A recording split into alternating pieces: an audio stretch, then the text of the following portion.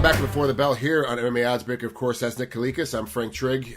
Big fight card this weekend. UFC 220. Actually, the weekend's got a lot of fights going on. The beginning of the Bellator heavyweight tournament at the same time that you're going to have the co-main event, probably Daniel Cormier and Volkan Oezdemir fighting each other. So it's going to be, for fight fans, going to be a lot of DVRing going on this weekend. A lot of stuff people got to pay attention to. I will be reffing at the Bellator event. Of course, I will not have the main event or co-main event, but I will be down on the undercard at some place. And of course, Spike is no more. It's now Paramount. I actually was at Paramount Studios today getting a fitting for NCIS LA. I'm working next week. And they were like, "Oh, you're here for Bellator." I'm like, "No, man, I'm here for a fitting. What's going on?" They're like, "Oh, yeah, all the Bellator fighters are here." So it's definitely stepping up in LA as far as the fight game goes. But everyone is Bellator might be in the studio, but they're still asking me what I think is going to happen in the main event, co-main event of UFC 220. Even though it's in Boston, it still is a huge fight that's going off. And let's first talk about Cormier and Volkan. Volkan's number 2. Cormier's a champ.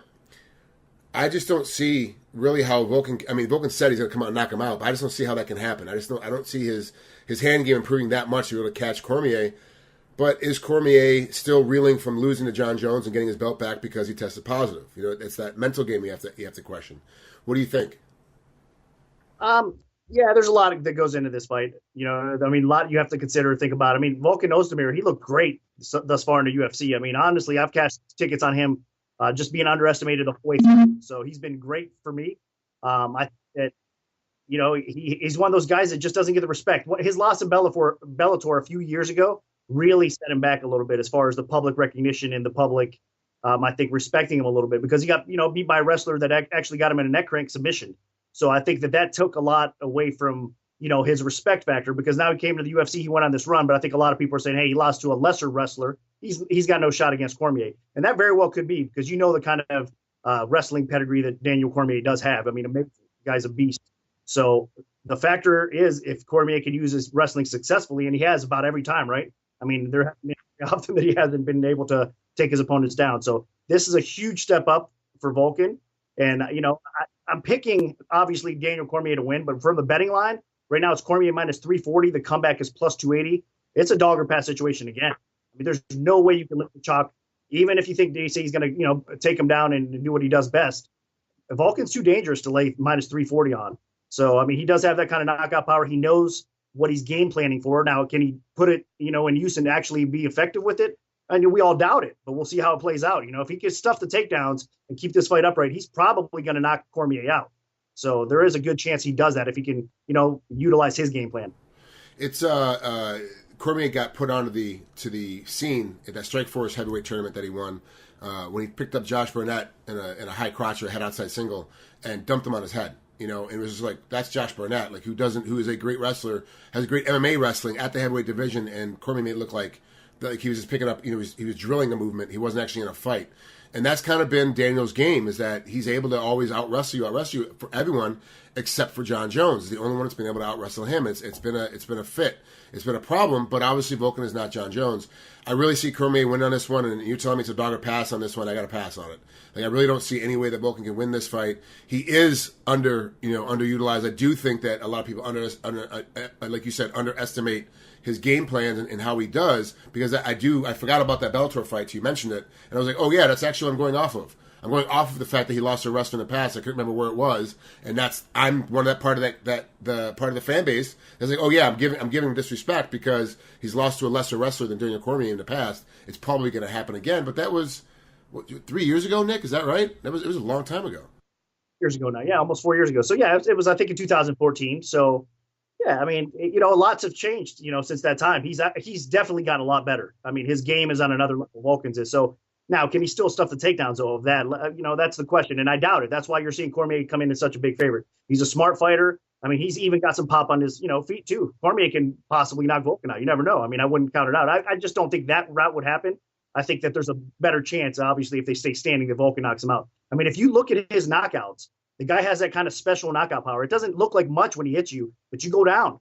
I mean, I don't want to say it's Anthony Johnson, because Anthony Johnson is just a whole nother level knockout artist, but it's close to that. You know what I mean? It's a step down possibly from that, but he's got that kind of power that's similar to somebody like that. So definitely on the feet, man. Daniel Cormier definitely, he has to be careful because he knows what he's up against on the feet. So he's going to look to take this down. And like I said, it's who utilizes their game plan better. And it's usually the champ. Cormier is, outside of John Jones, he's the best light heavyweight in the world for a reason. So he's dominant. Yeah, I like it, and that's really, of course, I'm for all just for clarification, I'm also a big DC fan, so I'm a little biased when it comes to him, and I'm biased, as you guys know, with any wrestler. Move on to Stipe Miocic and Francis Ngannou. I mean, I got to be honest with you, Stipe is getting the short end of the stick on this one. Like, people forget that he's fighting Ngannou. It's all been all the advertising I'm seeing, even in the I'm sorry, forgive me, I forget the embedded that they do. They actually did bigger embedded on Ngannou than they did on Stipe. And how are you disrespecting the champ like that? It makes no sense. But Stipe also too is like, it doesn't matter to me, man, because this is, for him, people forget this is his part-time job. Fighting is a part-time job for him. His real job is being a firefighter. That's what he really loves to do. And you're like, oh yeah, like he still firefights full time and won't give it up. Like, fought last time and was immediately back in the house. Went to work Monday morning. He flew home Sunday, said hi to his wife, and freaking went right back to work again. Like, this is just what Stipe does. So it doesn't bother him as much as it bothers the fans that he's not getting the big push. Do you think that goes into the betting scheme of the fans, the casual fans? Like, they're not getting anything on Stipe, so they're going to bet on Ngannou. All they're seeing is the big highlight knockouts that he's doing, and they're really not seeing anything on Stipe, and so that's where the money's going to go? Yeah, it's recency. There's a lot of that goes on, and Ngannou's been such a beast, and he's fresh in everybody's mind right now. And that knockout of Overeem, that was one of the best knockouts we've ever seen in the sport. That was just, and how brutal it was on Overeem's end. He was out, it was just a devastating knockout. And I think that's the kind of power that guy has. And of course, Dana White talked about it. He's the hardest hitting, it's on record now. He's the hardest hitting, fighter there is out there as far as punching power. It's documented as far as stats goes for Ngannou too. So the guy definitely hits like a truck, and anybody that he clips is going to go down. That's the thing with Ngannou.